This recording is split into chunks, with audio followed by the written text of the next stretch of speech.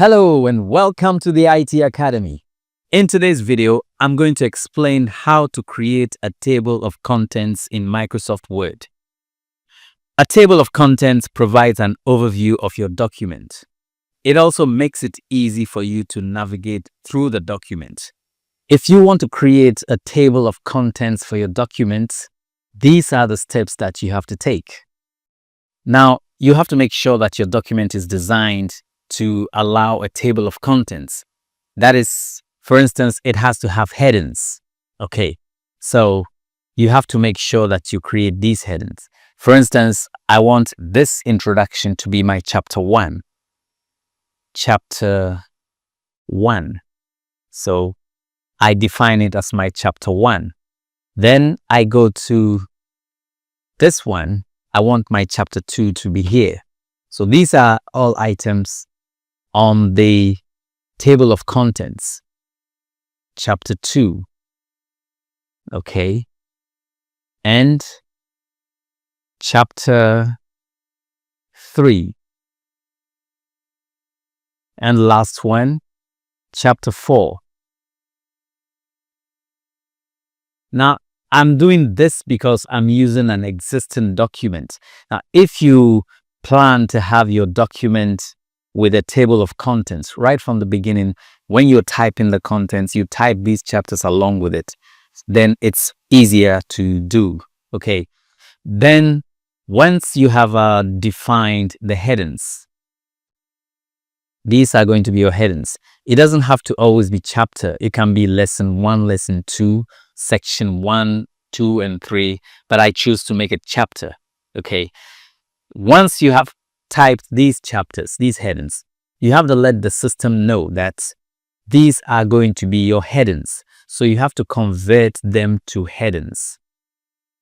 To do that, you have to highlight it. You see, you are converting it to headings so that they are now items on the table of contents.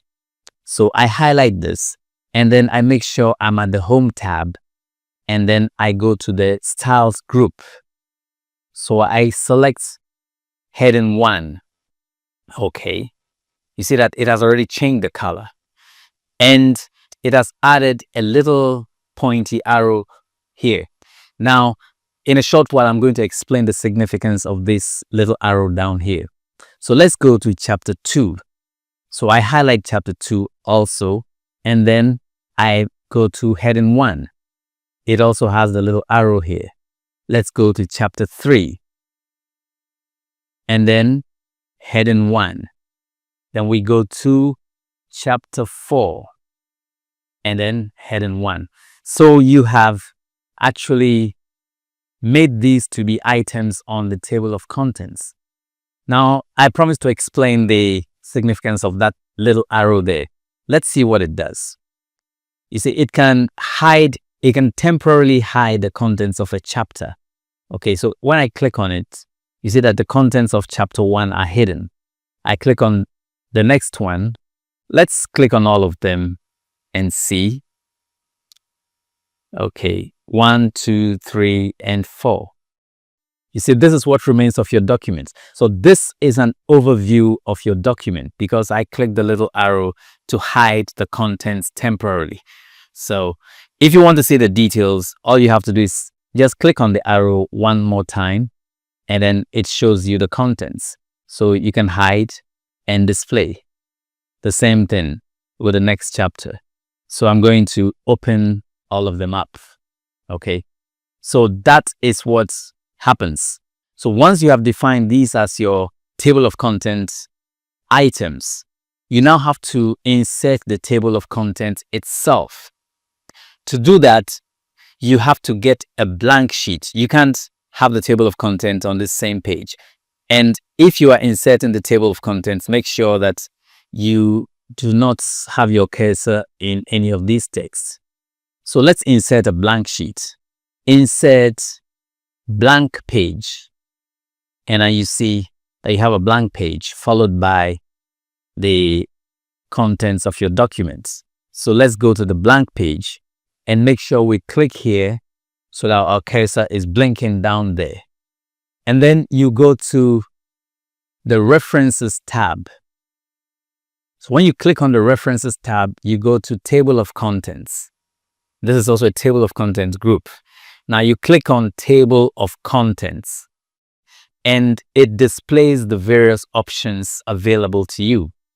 For instance, let's look at the last option, which is a manual table. Now, if we choose this, we will do a lot of manual work. We'll have to add all the items manually, and it's going to take a lot of time. So it's advisable that we use the automatic table. These are the two options we have: automatic table 1, automatic table 2. Now, the differences are not very pronounced. They are very subtle. You can see this is contents. This is table of contents. That's a kind of different, very, very minor. So let's pick the first one, which is automatic table 1.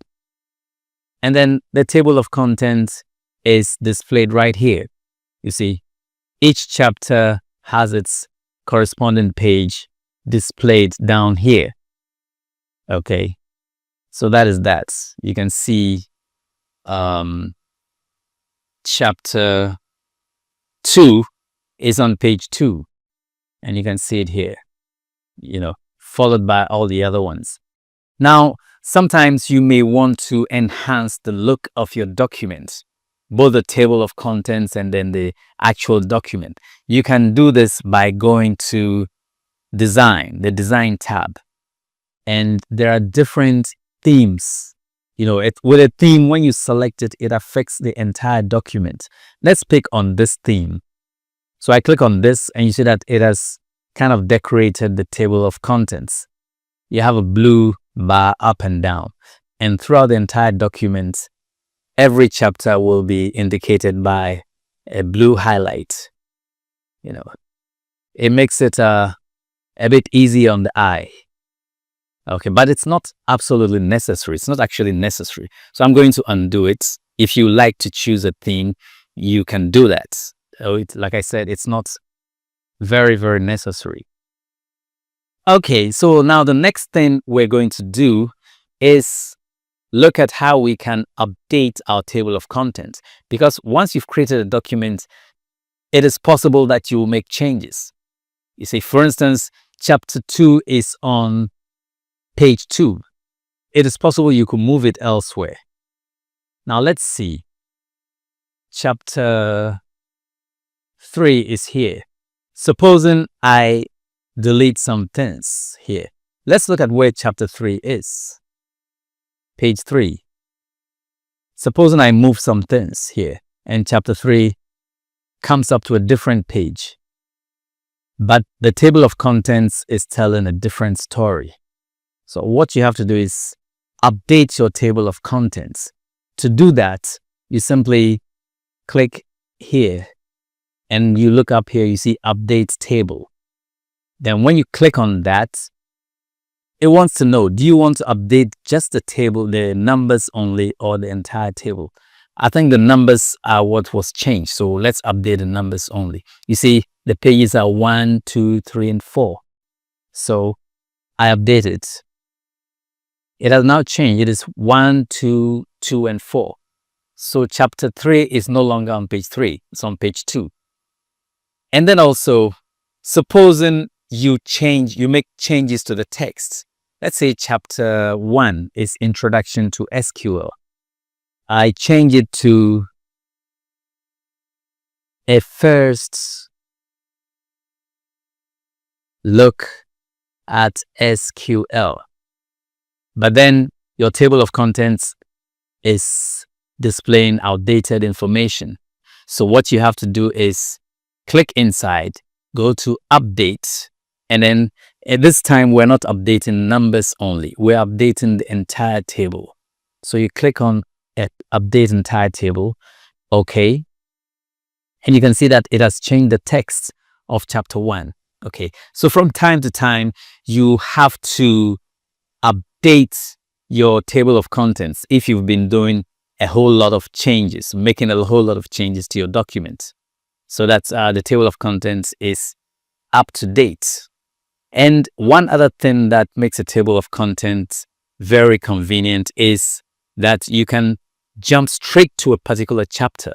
Now I have just 4 chapters, and 7 pages. What if you have a document of 100 pages, 200 pages, 300 pages? It's going to make it convenient. For instance, I want to go to chapter 3. I don't have to scroll manually there. I can simply click on the control button, and then I press the control key and click, and it takes me right there. You see it? So it makes navigation very easy. I can press the control and click on chapter 4. Takes me right there.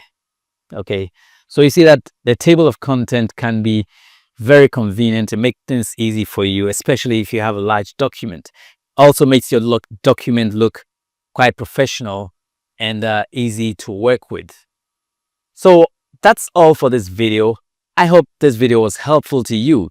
If it was, like it, give it a thumbs up, and share with your friends.